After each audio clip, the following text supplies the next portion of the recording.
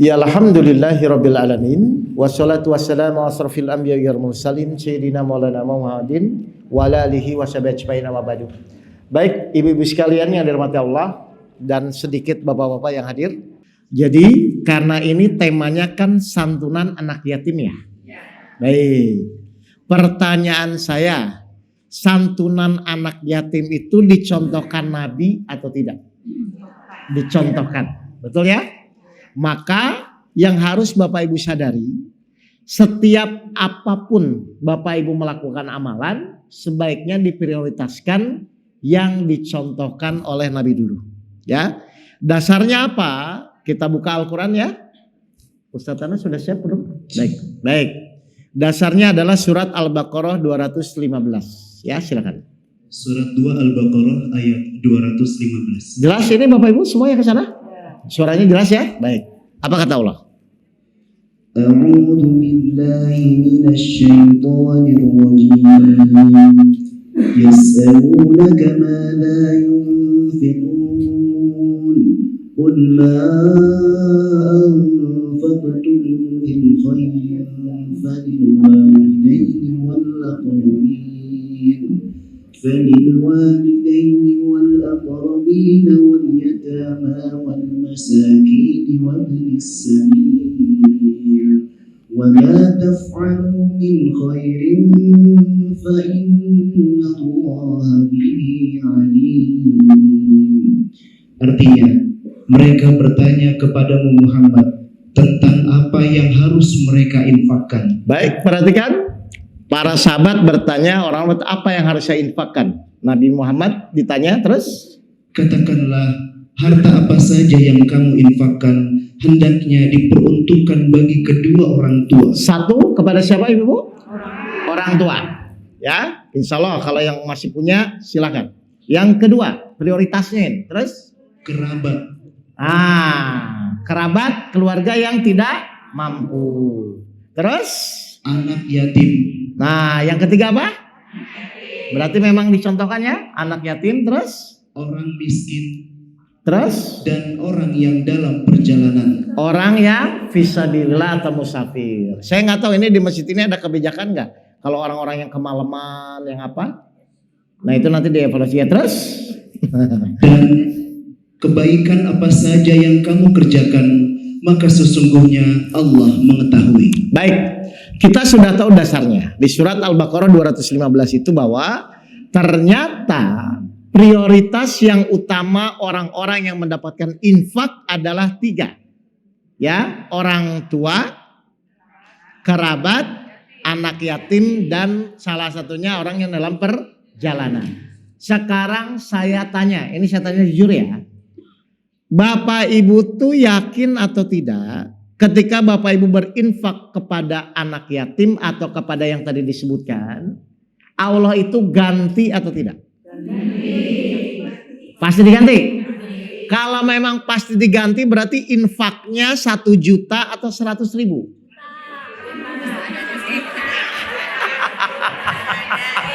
Loh kan saya cuma nanya ini. Iya kan saya cuma nanya. Kalau memang Bapak bukan, kalau memang pasti diganti, harusnya ya 100 juta atau 1 juta atau 100.000. Kira-kira Allah tuh akan ganti 1 atau minimal 10? Dari mana dasarnya? 34 ayat 39. Kita pakai ayat Quran ya. Surat 34 ayat 39. Betul atau tidak sesuatu yang diinfakkan itu Allah pasti ganti. Surat 34 Saba ayat 39. Apa kata Allah? Katakanlah, sungguh Tuhanku melapangkan rezeki dan membatasinya bagi siapa yang Dia kehendaki. 34 ayat 39 mana? Ya. Bagi siapa yang dikehendaki di antara hamba-hambanya. Jadi Allah bisa melapangkan, bisa menyempitkan. Lalu perhatikan di sini kalimat Allah yang janji yang tadi saya sampaikan ya, apa? Dan apa saja yang kamu infakkan. Apa saja yang Bapak Ibu infakkan, perhatikan, Allah akan menggantinya dan dialah pemberi rezeki yang terbaik. Berarti pasti ganti nggak? Sekarang saya tanya, infak itu karena Allah atau karena kasihan? Ibu tuh kalau nolong orang karena Allah atau karena kasihan?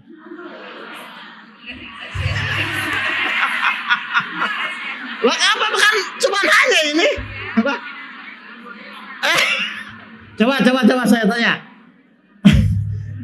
Definisi infak itu memberikan harta karena Allah atau karena kasihan? Sama nggak? Karena Allah atau karena kasihan itu sama atau beda? Beda, Bapak Ibu. Kalau karena Allah, orang mau terima kasih, tidak terima kasih, nggak ada masalah. Kalau karena Allah. Tapi kalau karena kasihan, ketika dia tidak terima kasih, ibu jengkel atau ibu nerima? Kurang ajar. Udah saya kasih, udah. Kok tahu ibu? Mengerti nggak ini Bapak Ibu? Jadi kata kuncinya, silahkan Bapak Ibu berinfak, tapi tolong awal diluruskan niatnya Bapak Ibu. Karena infak itu adalah memberikan apapun harta kita dengan diniatkan hanya karena Allah. Kenapa niat itu penting?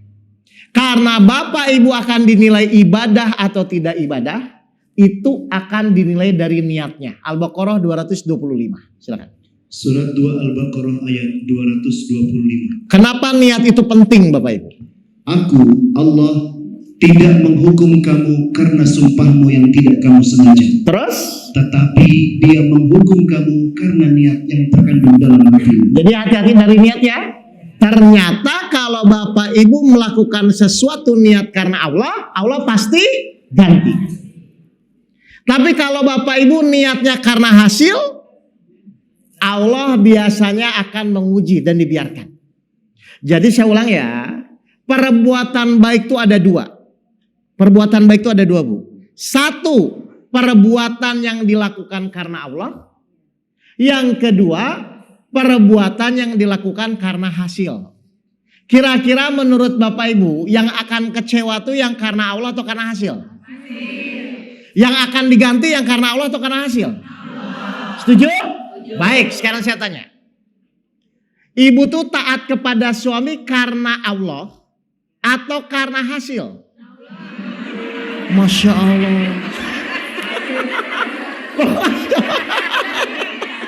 Iya Kak.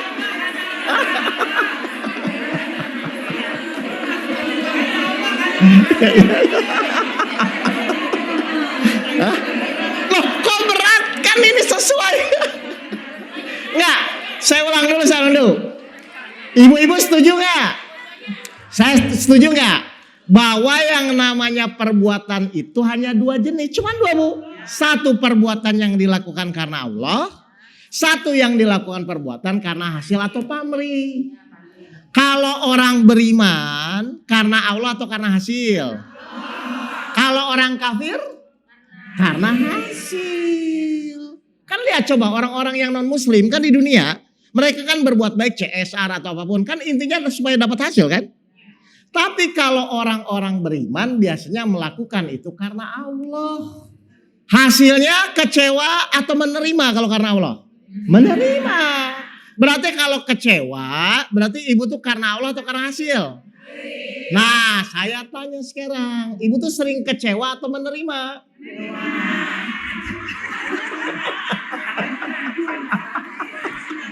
Iya. Nah, ini maksudnya saya berdiri aja deh, saya berdiri. Maaf ya Pak Ustadz ya. Saya berdiri ya, gini. Maksud saya bicara ini tuh maksudnya jangan sampai ibu sudah berbuat baik tapi sia-sia. Itulah Bu. Cuman dapat capeknya aja kan buat apa? Paham ya? Jadi silakan Bapak Ibu berinfak tapi dari awal niatkan dulu lurus. Lebih baik 5.000 ikhlas atau 100.000 ikhlas?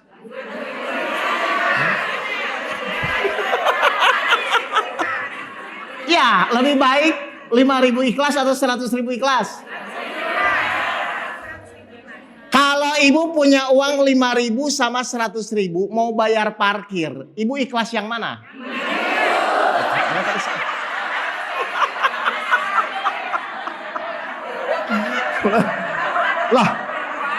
Lah katanya saya ulang lagi ya. Iya kan? Iya.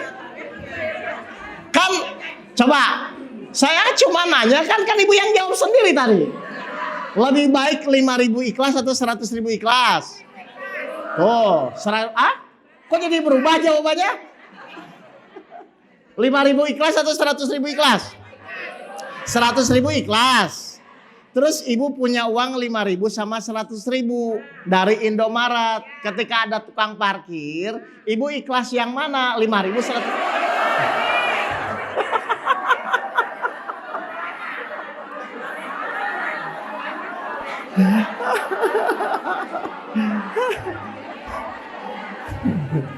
Nah. Ya. Oke. Gak apa-apa. Gini Bapak Ibu sekalian gini ya. Saya cerita ini. Soalnya saya punya pengalaman pribadi ini. Kan tadi janji Allah apa? Bahwa ketika kita berinfak di jalan Allah. Dengan niat karena Allah kan pasti ganti. Nih saya Allah akan mengganti. Allah tuh ganti kira-kira 1 atau 10 biasanya. Surat 6 ayat 160. Mari kita lihat. Surat 6 ayat 160. Apa kata Allah? Barang siapa berbuat kebaikan mendapat balasan 10 kali lipat amalnya. Ini kan janji Allah ya Bapak Ibu ya. Surat 6 ayat 160. Jadi Allah berjanji kepada kita. Surat 6 ayat 160 ya. Kalau Bapak Ibu melakukan suatu perbuatan baik, maka Allah akan mengganti 10 kali lipat. Itu minimal. Nah, ini ada kejadian. Ini bukan contoh ya. Gini Bapak Ibu. Saya tuh ada 2 saudara. Ini jujur aja, saya ada 2 saudara. Tiba-tiba ceritanya, saya waktu itu di Bandung. Paman saya di Bekasi itu meninggal. Nah, saudara saya itu dua-duanya di Bandung, Bu. Nah, tapi karakternya berbeda. Yang satu, saudara saya yang satu tuh, kalau sudah Assalamualaikum Ustadz, ujung-ujungnya, ada uang nggak gitu kan? Yang satu begitu. Tapi yang satu lagi, ketika Assalamualaikum tuh memang murni dia cuman sekadar ingin nanya saja. Jadi dia tidak ujung-ujungnya uang. Jadi ada saudara yang ujung-ujungnya uang. Ada saudara yang memang benar-benar dia memang ingin silaturahmi saja. Jadi ada 2 ini. Ini pengalaman saya pribadi ya Bapak Ibu ya. Nah, kejadianlah paman saya meninggal di Bekasi waktu itu. Terus dua-duanya WhatsApp saya. Yang satu yang menjengkelkan itu dia bilang, Ustadz, kalau ada uang, tolong dong saya mau ke Bekasi. Oke. Terus kalau yang satu nggak begitu, pokoknya mau ke Bekasi atau enggak. Jadi dia nggak nanya uang, tapi mau ke Bekasi atau tidak. Nah, akhirnya saya mikir karena ini memang darurat, urgent, dua-duanya perlu ke Bekasi. Akhirnya yang menjengkelkan, itu saya cuman waktu itu kasih berapa ya waktu itu? Pokoknya saya kasih itu 100.000. 100.000 saya kasih kan. Udahlah. Kan daripada saya 500.000 nggak ikhlas, lebih baik saya kasih 100.000. Nah, yang satu lagi yang baik, saya kasih 500.000 Bu. Yang baik. Jadi yang menjengkelkan saya kasih 100.000, yang baik saya kasih 500.000. Kan wajar dong orang kan? Apa yang terjadi? Allah negur saya Bu. Allah negur saya. Tiba-tiba 2 jam kemudian ada orang transfer saya 1 juta. Berarti yang diganti yang menjengkelkan atau yang baik? Ngerti gak Bu? Yang menjengkelkan diganti. Kan 10 kali lipat. Yang diganti yang menjengkelkan. Apa pelajaran buat saya? Ternyata sedekah yang paling ikhlas itu kepada orang yang menjengkelkan. Loh, ya ini real, saya ngalamin. Lalu apa yang terjadi? Saya nyesal. Kenapa yang menjengkelkan saya ngasih 500? Yang baik saya kasih 100 saja. Nah, kalau saya kasih yang menjengkelkan 500, kalau logikanya ini ya, kan kalau 10 jadi 5 juta. Ternyata apa Bapak Ibu? Semakin ibu bapak bersedekah kepada orang yang menjengkelkan, itu kan keikhlasannya diuji. Kalau ibu sedekah ke orang baik, ya makasih bu, makasih jeng, kan selesai. Tapi kalau bapak ibu benar-benar sedekah sama orang yang menjengkelkan, kan gak ada niat lain. Pasti diniatkan, ya udahlah karena Allah saja saya kasih. Ternyata sedekah terbaik itu kepada orang yang loh, itu pelajarannya langsung diganti. Dan saya kategorin, langsung diganti. Berarti kalau ibu punya teman yang menjengkelkan,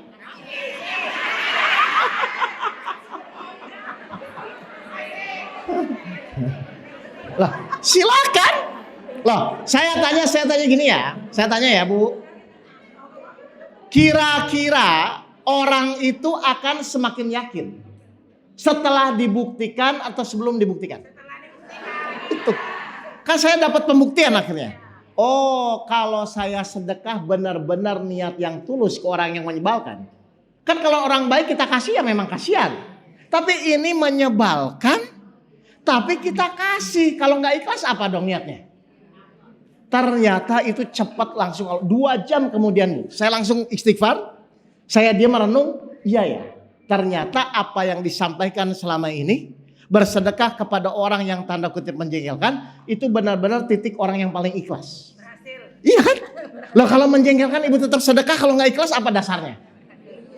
Iya kan? Makanya berbahagialah kalau bapak ibu masih punya pasangan yang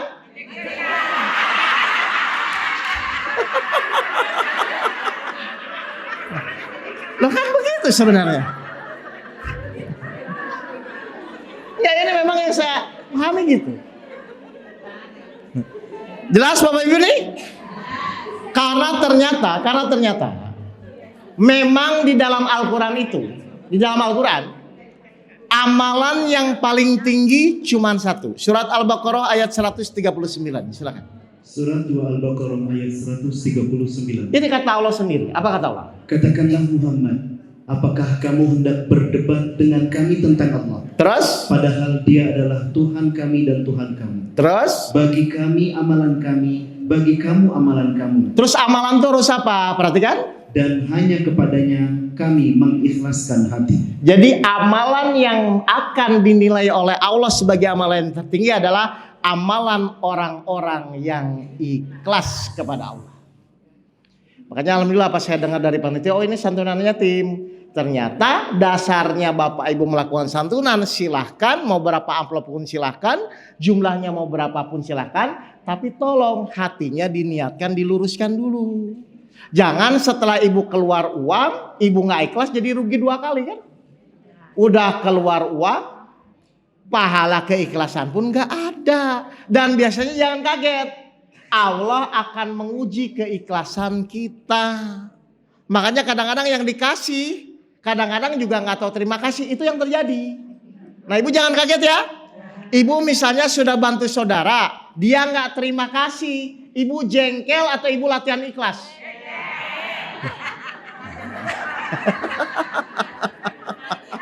Iya maksudnya gitu. Karena kalau ibu jengkel, rumus 10 kali lipat jadi hilang. Kan jadi rugi 2 kali. Dan setan tidak akan terima kalau bapak ibu ikhlas. Kenapa? Karena selama bapak ibu ikhlas, setan tidak bisa menggoda. Saya ulang. Selama bapak ibu ikhlas, setan tidak bisa digoda. 15 ayat 39 dan 40. Surat 15 Al-Hijr ayat 39 dan 40. Selama bapak ibu ikhlas, setan tidak bisa menggoda. Ia iblis berkata. Siapa yang ngomong? Iblis. Diwakili siapa? Ustadz Anas. Iya, Ustadz Anas membaca mewakili.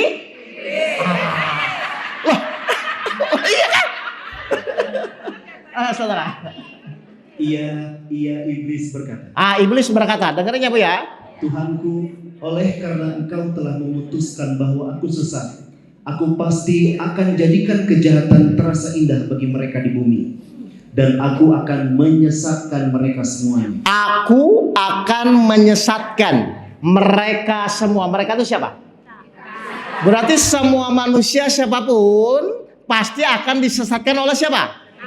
Iblis. Kalau Bapak Ibu tersesat, itu tuh biasanya tenang atau bingung? Jadi cirinya orang sesat apa? Ibu kalau punya masalah tenang atau bingung? Jadi ibu selama ini apa? Nah, iya kan? Nah, kalau saya tadi Bu dari Al-Hakim Menteng, nggak buka Google Map, saya pasti bingung. Kan kayaknya masih nih. Kenapa saya tidak tersesat? Karena ada map atau ada petunjuk. Jadi cara iblis menyesatkan. Yang penting Bapak Ibu jangan mengikuti petunjuk. Caranya bagaimana? Dibuatlah Bapak Ibu jangan ikhlas. Makanya iblis benci, lihat, perhatikan ya. Aku akan menyesatkan mereka semua. Lihat 40-nya, kata iblis apa? Terus?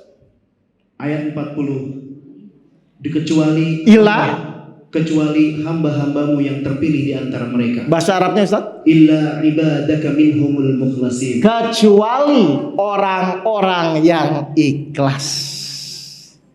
Silahkan Bapak Ibu, surat 15, 39 dan 40. Jadi kenapa iblis benci orang-orang yang ikhlas? Karena orang-orang ikhlas tidak bisa disesatkan, tidak bisa digoda oleh iblis. Berarti ikhlas itu karena Allah atau pamrih? Kira-kira kalau karena Allah tuh kecewa atau menerima? Ibu selama ini taat kepada suami karena Allah atau pamrih? Kalau suami nggak ngasih gaji?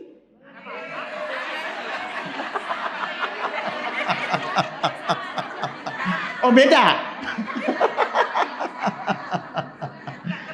Nah, padahal tadi Allah janji apa kepada orang-orang ikhlas? Diganti. Berarti kalau ibu ikhlas kepada suaminya, ibu akan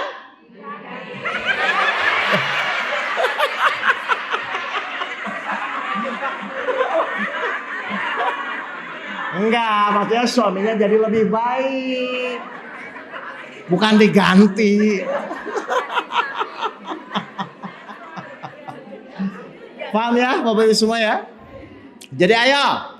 Berarti sekarang apa yang harus kita lakukan?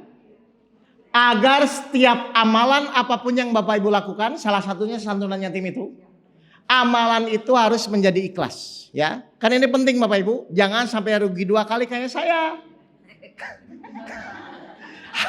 Kan saya jadi, saya bilang kenapa nggak ditukar kemarin, tapi sudah itu pelajaran buat saya. Baik, berarti yang harus Bapak Ibu fokuskan adalah apa yang harus kita lakukan agar kita benar-benar ikhlas kepada Allah. Mohon maaf, panitia ini sampai jam berapa?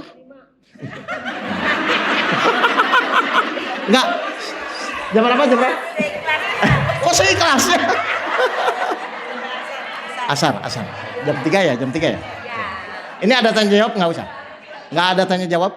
Nggak usah. Langsung aja ya, ceramah gini ya. Baik, kita akan fokus sekarang Bapak Ibu.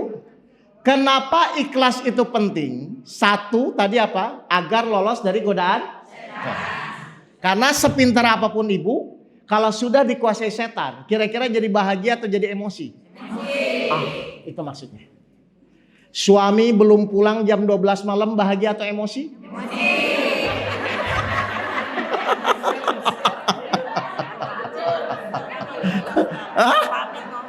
Oh iya. Kan saya cuma menjelaskan, orang-orang yang ikhlas adalah lolos dari godaan setan. Perhatikan ibu, kalau ibu lolos dari godaan setan, maka saya tanya, ujungnya ketenangan atau kekhawatiran? Kalau ibu lolos dari godaan setan, ujungnya ketenangan atau kekhawatiran? Karena salah satu bisikan setan adalah kekhawatiran. Berarti orang khawatir itu sama dengan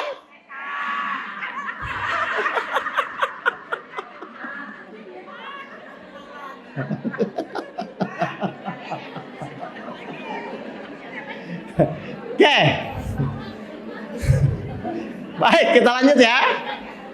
1, ternyata orang-orang ikhlas itu Allah berjanji akan lolos dari godaan setan atau tidak. Dan musuh kita itu, mohon maaf ya Bu, musuh kita tuh setan, iblis atau tetangga? Iya. Loh ini cuma nanya aja. Menurut Ibu selama ini, kan saya cuma nanya. Musuh kita yang benar itu setan atau tetangga? Udah. Ayatnya ada. Al-Baqarah 208, silakan. Surah Al-Baqarah ayat 208. Ini ayatnya saya ngomong sesuai Al-Quran kok.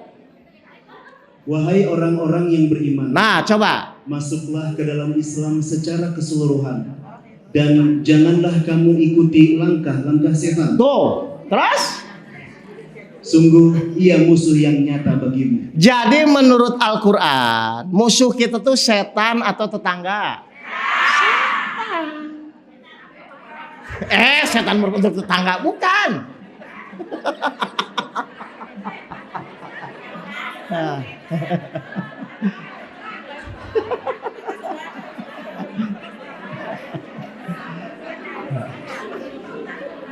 Baik. Enggak, biar jelas ya.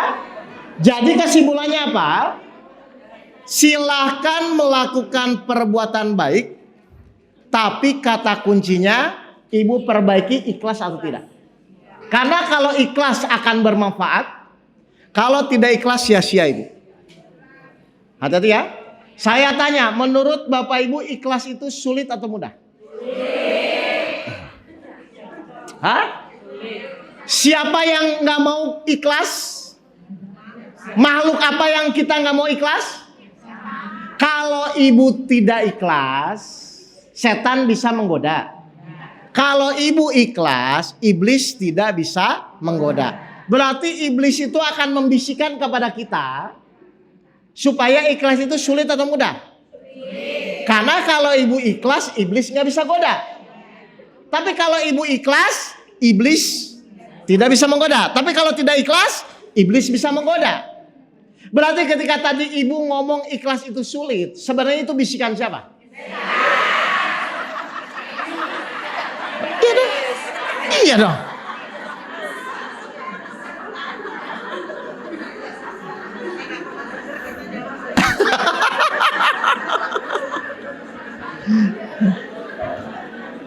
Siapa teman-teman iblis? Bukan setan. Siapa teman-teman iblis? Orang yang ikhlas atau yang tidak ikhlas? Menurut Ibu ikhlas itu sulit atau mudah?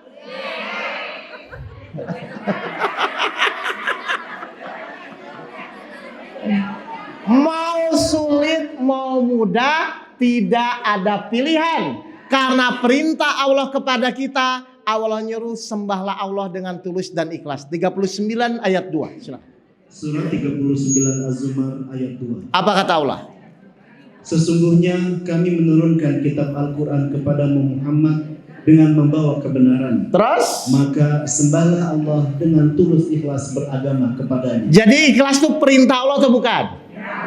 Sesulit apapun perintah Allah, karena manusia itu hambanya Allah, harusnya tetap berikhtiar menjadi ikhlas atau tetap bilang sulit?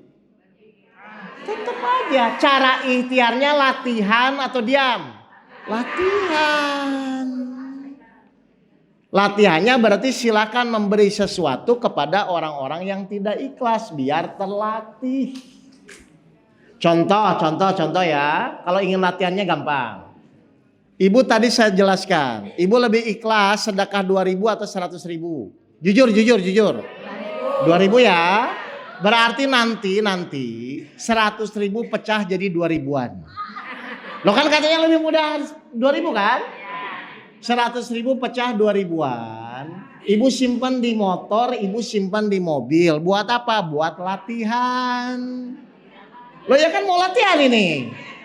Pas nyampe perempatan, ada pengemis datang masih muda tatoan. Dikasih atau diomongin?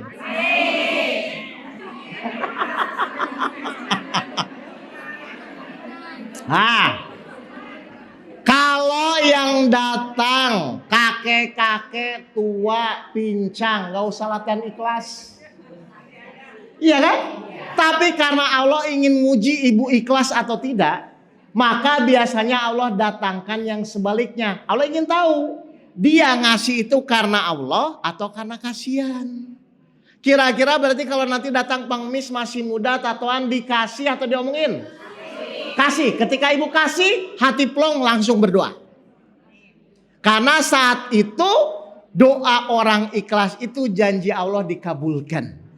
29 ayat 65. Lihat apa kata Allah.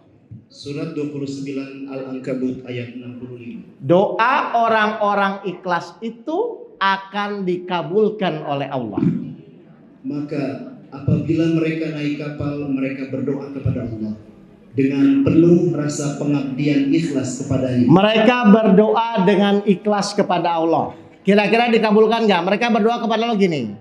Orang di tengah laut minta dibalikan ke darat, diselamatkan sampai ke darat. Mereka berdoa dengan ikhlas, dikabulkan atau tidak? Terus?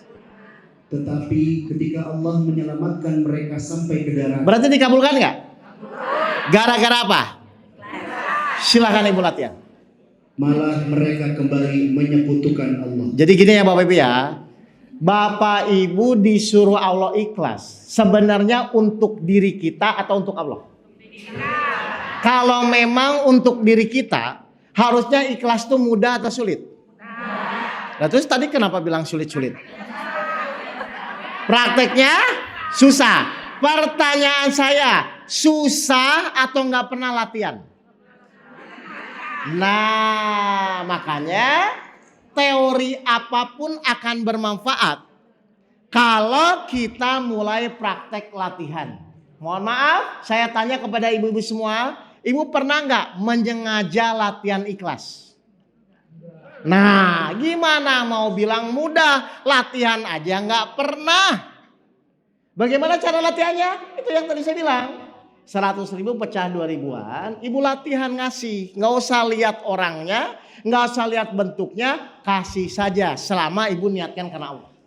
Dan ingat, satu, Allah akan mengganti infak orang-orang yang ikhlas. Yang kedua, ketika berdoa, doa orang ikhlas akan dikabulkan. Yang ketiga, akan lolos dari godaan setan. Jadi setan itu nyuruh pelit atau nyuruh dermawan? Nah, makanya obat pelit apa? Sedekah, infak kepada anak yatim, kepada orang tua, latihan. Kalau nggak pernah latihan, pasti sulit. Contoh, ibu misalnya yang biasa senam sama yang tidak biasa senam. Kalau pas senam yang pegel-pegel yang mana? Yang nggak biasa. Karena apa? Kurang latihan. Kenapa ikhlas itu sulit? Nggak latihan. Jadi latihannya Bapak Ibu ya. Kalau ingin latihan sama teman yang ikhlas atau yang nggak ikhlas? Loh kalau sama teman yang ikhlas mah gak usah latihan. Yang teman yang nggak ikhlas. Misalnya ibu traktir nih bakso hari ini, besok teman pas datang lagi, ibu yang traktir atau dia yang traktir?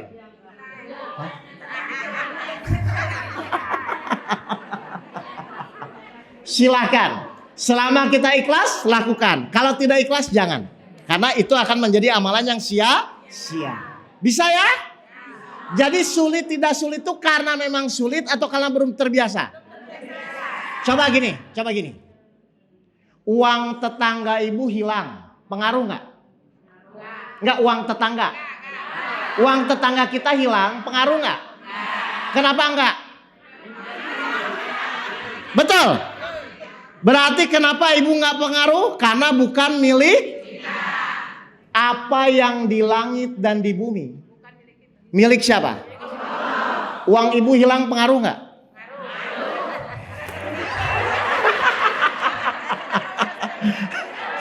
Loh. Wah, tuh selalu pinban kan ketua. Saya ulang. Kenapa uang tetangga hilang nggak pengaruh? Bukan milik kita. Kalau sesuatu bukan milik kita, harusnya pengaruh atau tidak? Harusnya ikhlas atau tidak? Kan bukan milik kita. Apa yang di langit dan di bumi milik siapa? Berarti kalau hilang pengaruh nggak?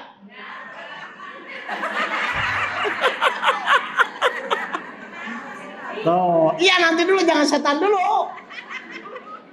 Kenapa terpengaruh? Karena jiwa ibu secara tidak sadar masih merasa memiliki. Padahal Allah sudah bilang, apa yang di langit dan di bumi itu adalah milik Allah. Surat 4 ayat 126. Surat 4 An-Nisa ayat 126. Apa kata Allah? Dan milik Allah lah apa yang ada di langit dan apa yang ada di bumi. Ini siapa yang bilang? Berarti apa yang di langit dan di bumi milik siapa? Suami milik siapa? Hilang pengaruh nggak?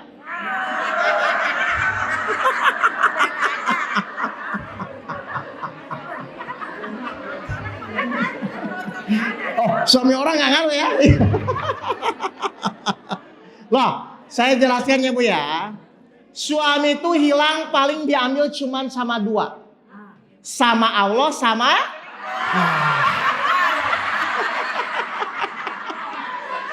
Loh kan cuma itu maksudnya.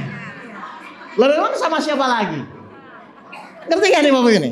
Jadi kenapa ikhlas itu sulit? Ternyata yang pertama karena ibu tetap muncul rasa memiliki. Boleh gak rasa memiliki berlebihan? Nggak boleh ya Bapak Ibu ya. Ketika rasa memiliki berlebihan, Allah akan uji. Saya ulang. Ketika rasa memiliki berlebihan, maka Bapak Ibu jangan kaget ya. Allah pasti uji sesuatu yang berlebihan. Ibu tahu cerita Nabi Ibrahim? Coba ya 37 ayat 102 103. Ini pelajaran aja buat kita. Surat 37 As-Saffat ayat 102 dan 103. Kan harusnya bisa cari ujian yang lain. Kenapa Allah nyuruh ini? Coba.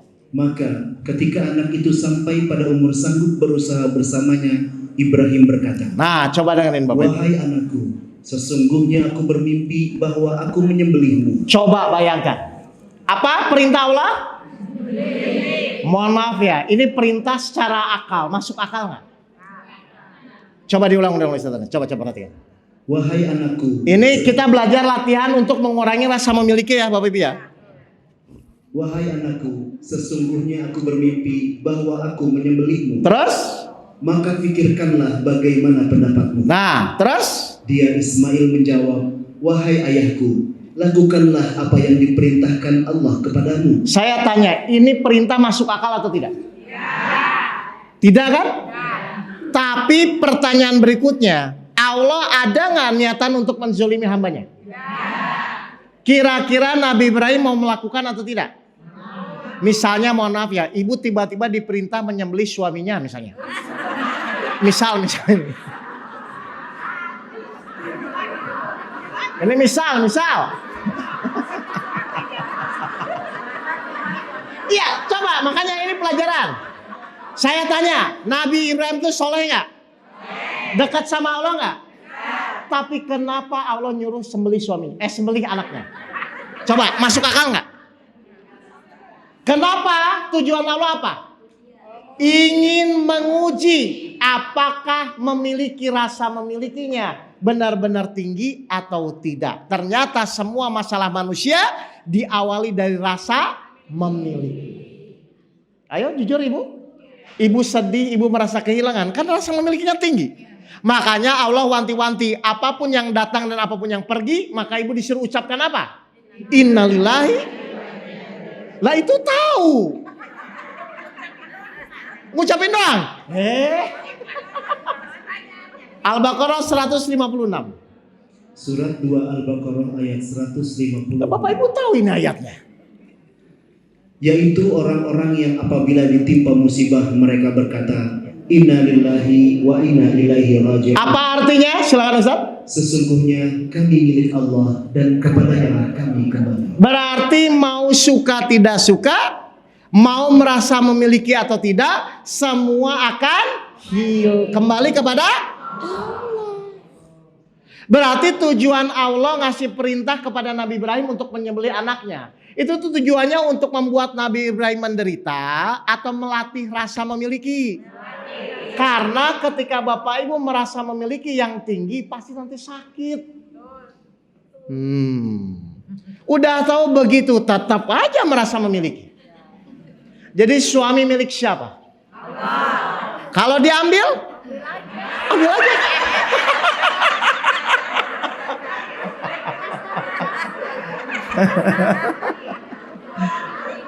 Ya, ngerti ya nih Bapak ini? Bukan Allah sadis, bukan ya? Bukan Allah apa? Allah cuma ingin menguji apakah Nabi Ibrahim sadar bahwa itu milik Allah atau tidak. Makanya lihat ayat berikutnya 103-nya, 37 ayat 103-nya.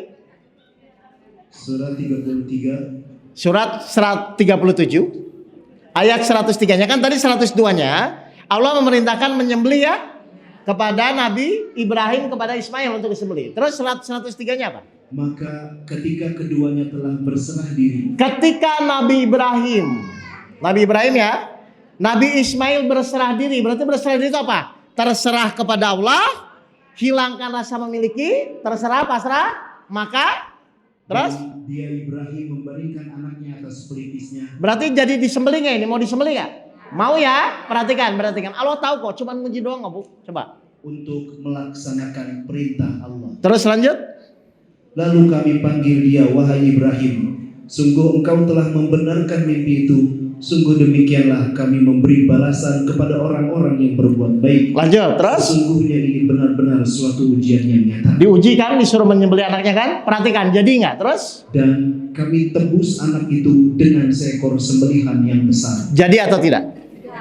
Kenapa tidak jadi? Karena Nabi Ibrahim, Nabi Ismail sudah melepas, sudah innalillahi, maka dia tidak merasa memiliki, maka Allah balikan lagi. Tapi kalau ibu tetap enggak mau, enggak bisa, pokoknya dia sudah habis, hilang Bapak Ibu. Makanya bukan kita tidak peduli, bukan. Bapak Ibu dari awal harus sadar sesuatu itu semua pasti akan hilang. Berarti kalau ujian kehilangan itu sebenarnya ujian apa? Keikhlasan. Ibu kalau misalnya kehilangan biasanya ikhlas atau kepikiran?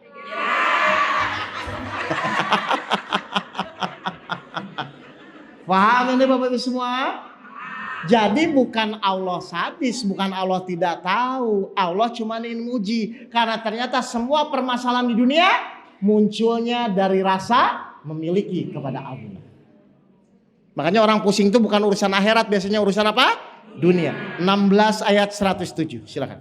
Surat 16 An-Nahl ayat 107. Apa kata Allah? Yang demikian itu disebabkan karena mereka lebih mencintai kehidupan di dunia daripada akhirat. Betul? Kenapa orang sulit ikhlas? Karena lebih mencintai kehidupan di dunia. Ibu kalau disuruh milih, ingin bertakwa atau ingin banyak uang?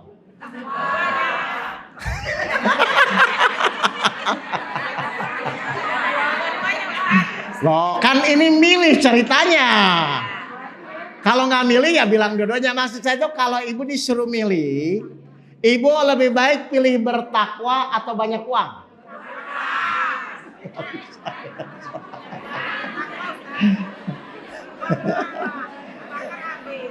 Coba kita buktikan ya. Kalau ibu terlalu banyak uang, apa yang Allah khawatirkan kepada kita? 42 ayat 27. Surat 42 Asy-Syura ayat 27. Lihat, kalau ibu dibanyak berikan kelapangan yang lebih dari Allah, apa yang Allah khawatirkan? Perhatikan. Dan sekiranya Allah melapangkan rezeki kepada hamba-hambanya. Kalau Allah lapangkan semua rezeki kita, apa yang terjadi? Coba kita lihat. Niscaya mereka akan berbuat melampaui batas. Celaka atau selamat? Celaka. Ibu bisa bayangin nggak? Suami ibu banyak uang. Kira-kira apa yang dia lakukan?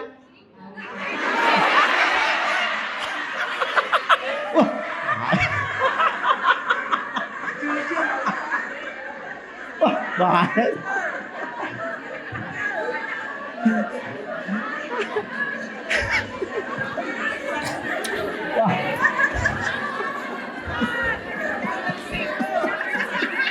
Nah, iya nanti kan belum selesai, ini belum selesai.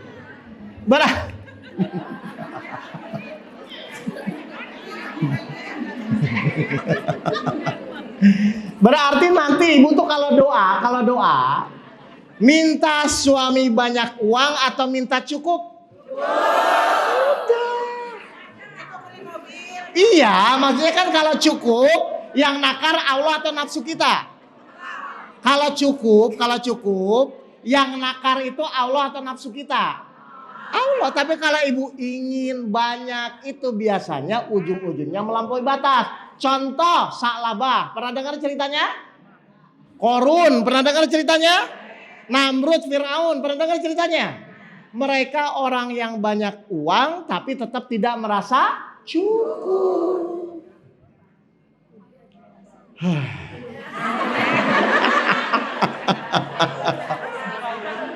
Udah, nggak apa-apa, tenang. Bisa ya Bapak Ibu ya? Jadi kesimpulannya apa? Sudahlah. Bapak Ibu kalau saya sarankan, ini saya sarankan ya. Mulailah latihan.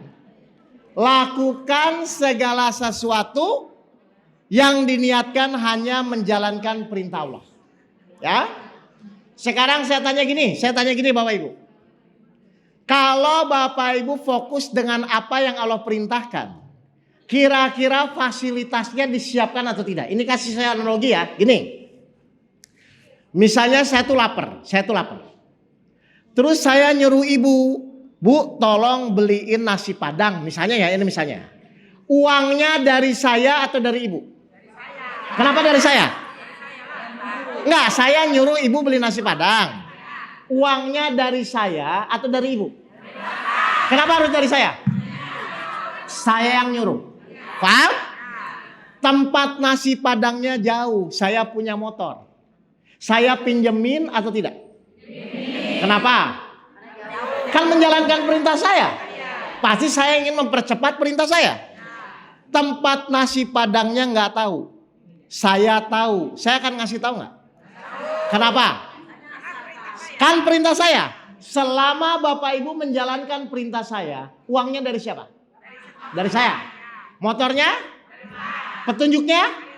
Sekarang Bapak Ibu bayangkan. Selama ibu bapak hidup menjalankan perintah Allah, kira-kira rezekinya siapa yang cukupkan? Kendaraannya? Petunjuknya?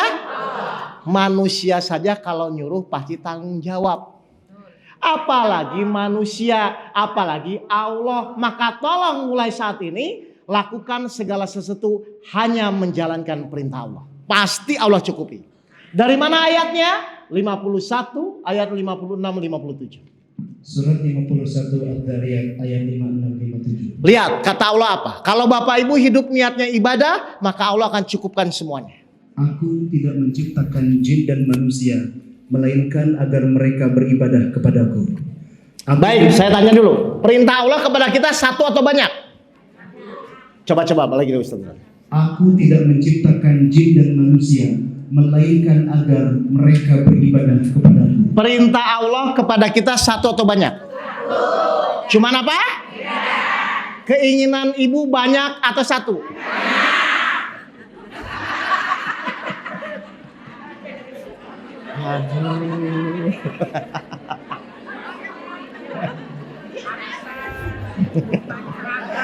Coba.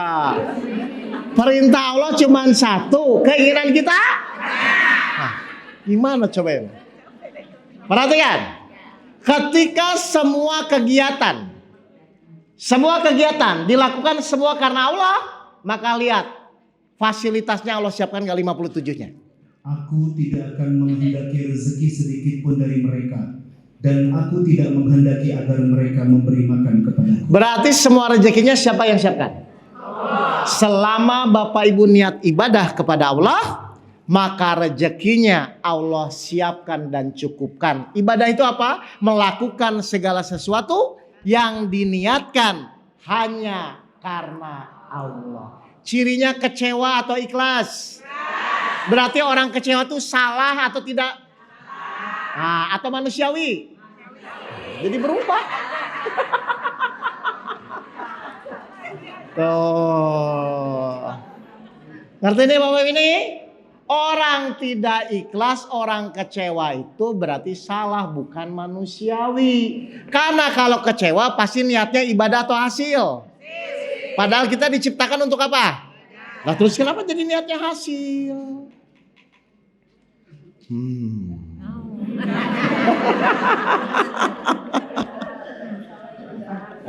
Ya, berarti ibu sudah salah dari kapan?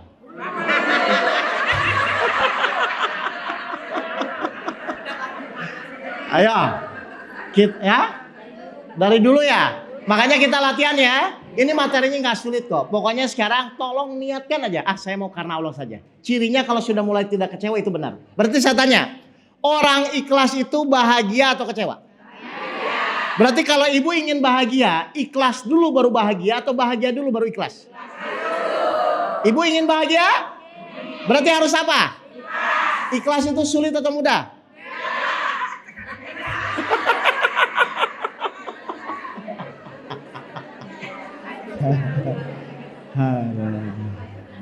Paham ini Bapak Ibu semua?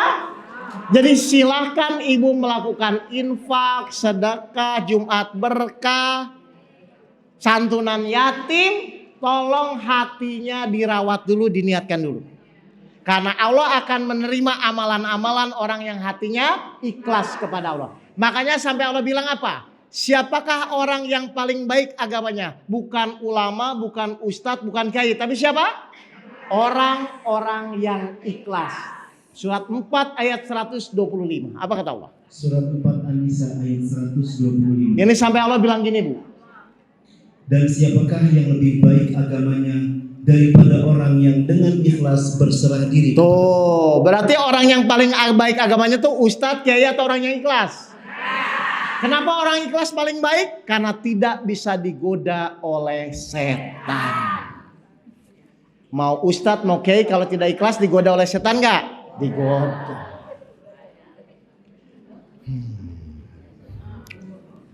Jelas? Baik, karena waktunya sudah mau asar. Jam. Oh doa ya, doa ya. Ini mau asar Bu. Lo emang nggak kerasa sejam? Nggak kerasa. Ya. Baik Bapak Ibu, mari sebelum kita tutup, kita berdoa sebentar. Semoga apa yang kita lakukan hari ini, kata kuncinya cuma satu ya, semoga Allah ridho terhadap apapun yang dilakukan. Nanti saya doanya buat 3 poin.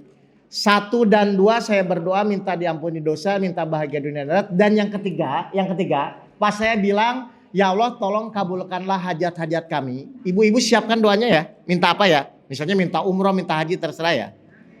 Yang ketiga nanti saya bilang gitu, kabulkanlah hajat-hajat kami. Bapak Ibu silahkan siapkan doanya. Misalnya minta anak sukses atau apa terserah. Baik, kita mulai ya. Ya.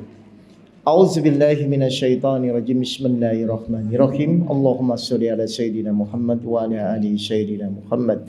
Bismillahirrahmanirrahim. Ya Allah, ya Rahman, ya Rahim. Kami berkumpul di sini ya Allah. Yang pertama, ampunilah segala dosa-dosa kami. Dosa kami sejak lahir hingga saat ini dan dosa kami yang akan datang. Dosa yang kami sengaja maupun yang tidak kami sengaja. Dosa kedua orang tua kami, dosa leluhur kami, dosa anak-anak kami dan semua keturunan kami. Dan yang kedua ya Allah, berikanlah kami kebahagiaan di dunia maupun kebahagiaan di akhirat. Masukkanlah kami ke dalam surgamu bersama orang-orang yang kami cintai, saudara kami sesama muslimin dan muslimat, dan orang-orang yang Engkau pilih sebagai kekasih-Mu ya Allah. Dan yang terakhir ya Allah, tolong kabulkanlah hajat-hajat kami. Silakan Bapak Ibu mohon ya Allah. Tolong ya Allah. Udah. Bismillahirrahmanirrahim. Allahumma nas'aluka salamatan fid din wa afiyatan fil jasad wa ziyadatan fil ilmi wa barakatan fil rizki wa taubatan qoblal maut wa rahmatan indal maut wa maghfiratan badal maut. Allahumma hawin alaina fi sakaratil maut wa najata minan nar wa failina hisab. Rabbana la tuzigh qulubana badait hadaitana wa hab lana min ladunka rahmatan innaka antal wahhab. Rabbana atina fid dunya hasanah wa fil akhirati hasanah wa qina adzabannar. Subhana rabbil izzati amma yasifun wa salamun alal mursalin walhamdulillahi rabbil alamin. Baik ibu-ibu sekalian, yang pertama saya mohon maaf kalau ada kata-kata tadi saya yang kurang berkenan, dimaafkan ini semuanya. Intinya mari kita perbaiki diri. Mari perbaiki keikhlasan kita supaya apa? Supaya Bapak Ibu bahagia dunia dan akhirat. Terima kasih. Saya kembali dengan KMC. Wabillahi taufiq wal hidayah. Assalamualaikum warahmatullahi wabarakatuh.